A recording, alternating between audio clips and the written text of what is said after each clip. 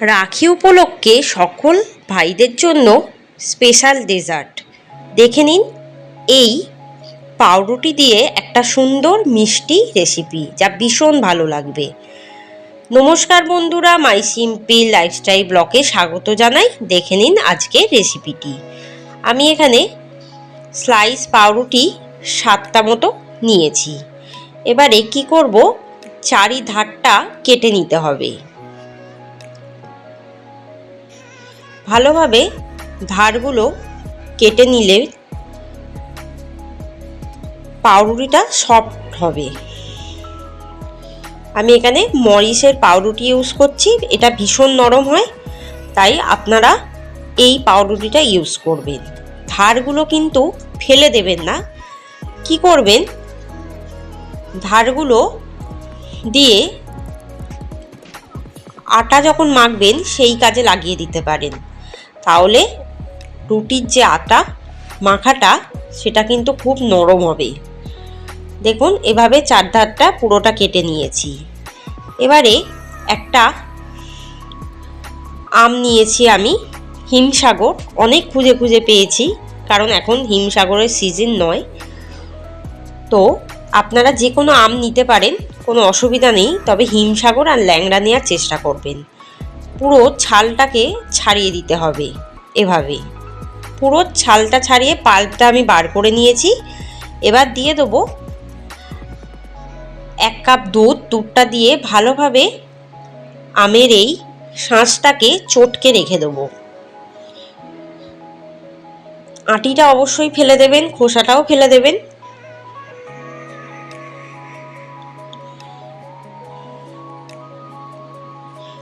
এভাবে রুম টেম্পারেচারে রেখে দেবো। এবার একটা বড় মিক্সার জার নিয়ে নিয়েছি, দিয়ে দেবো আর একটা হিমসাগর আম। খোসাটা ছাড়িয়ে আটিটা ফেলে দেবো, যতখানি শাঁস বের করা যায় ততখানি বের করব। আর একটা আম নিলাম, এটাও ঠিক একইভাবে।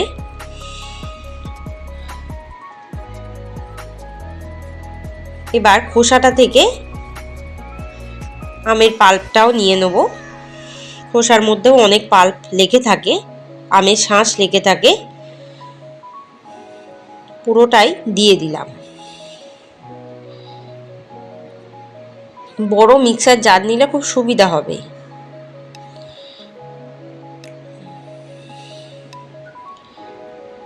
মোট কিন্তু আমি 3টে আম নিয়েছি। দিয়ে দেবো 1 কাপ মতো দুধ, এখানে কিন্তু ঠান্ডা দুধই আমি ইউজ করছি। দিয়ে দেবো 50 গ্রাম চিনি, মানে 1 বাটি চিনি।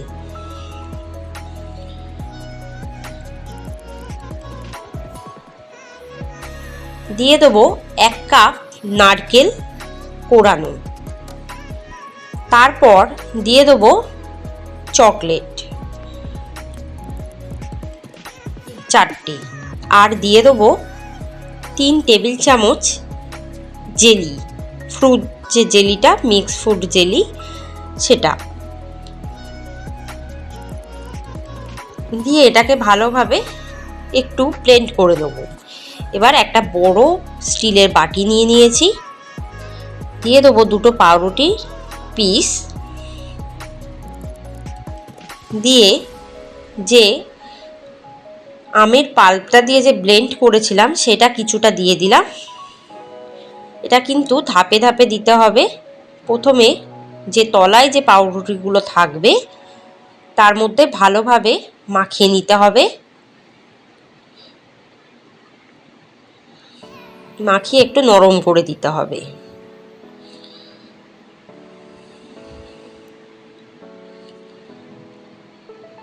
তারপর দিয়ে দেবো আরও 2টো পাউরুটি, আবারও ওই আমের পাল্পের কিছু অংশ ঢেলে দিলাম,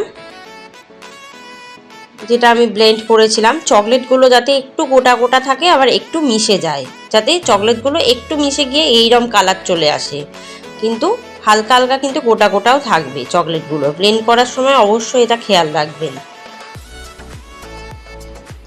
এবারে দিয়ে দেবো আরও 3টে পাউরুটি দিয়ে ওই যে আমের যে পাল্পটা প্রথমে একদম দুধের সাথে মেখে রেখেছিলাম সেটা কিছুটা দিয়ে দিলাম। পুরো পাউরুটির গায়ে কিন্তু সবগুলো মাখিয়ে দিতে হবে এপিট ওপিট করে, আর ধাপে ধাপে পাউরুটিগুলো কিন্তু দিতে হবে যেভাবে আমি দেখাচ্ছি সেভাবে।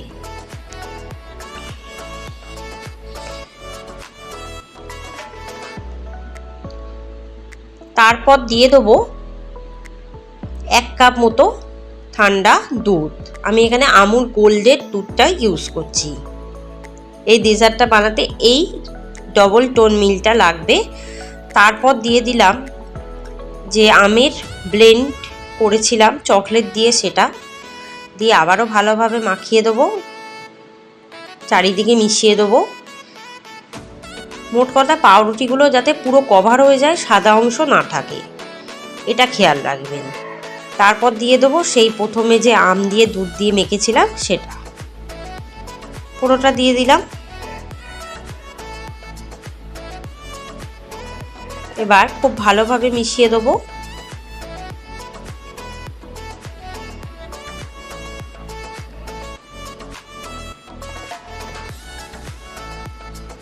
দিয়ে দেবো আরও 1 কাপ দুধ,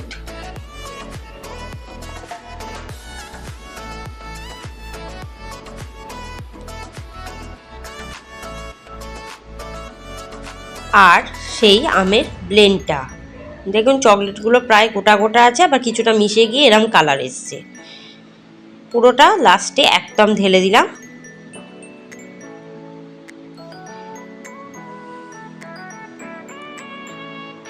এরপর চকলেট কিনে কুচি করে ওপর থেকে দিয়ে দেবো। যে কোনো চকলেট ইউজ করতে পারেন।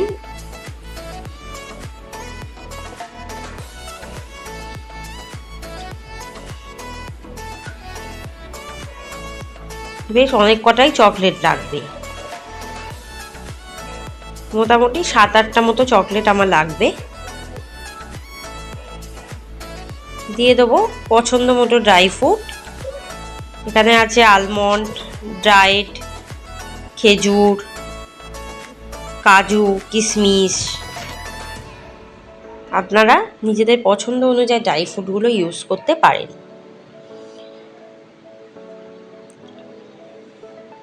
এখানে 100 গ্রাম মতো ড্রাই ফ্রুট লাগবে, মিক্স ড্রাই ফ্রুট।